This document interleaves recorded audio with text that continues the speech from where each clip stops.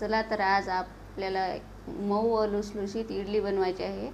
त्याच्यासाठी आपण 2 ग्लास तांदूळ 6 ते 7 तास भिजवून घेतलेले आहेत व 1 वाटी डाळ घेतलेली आहे। ते आता आपल्याला मिक्सरमध्ये जाडसर काढायचे।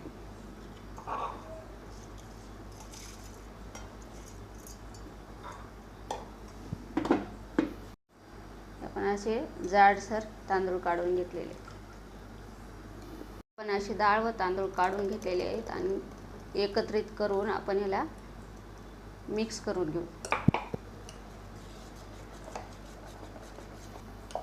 आता हे आपलं बॅटर तयार झालेलं आहे। ह्याला आपण 11 ते 12 तास झाकण ठेवू। हे आपलं इडलीचं बॅटर आता तयार आहे। आपण याच्यामध्ये थोडंसं मीठ टाकून घेऊ, असं हलवून घेऊ।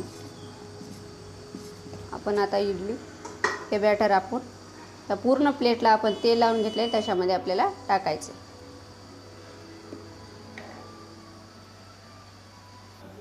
आता आपण सुरुवातीला इडली पात्रामध्ये पाणी टाकून घ्यायचं व त्याच्यामध्ये प्लेट ठेवून घेऊ। आता आपल्याला इडली पात्रामध्ये ठेवून घ्यायचं आहे। आता हे पूर्ण आपण ठेवून घेतलेले आहे। आता आपण सेट होण्यासाठी 10 मिनिट झाकण ठेवतो। ही बघा छान आपली अशी इडली झालेली आहे। आता आपण याला काढून घेऊ।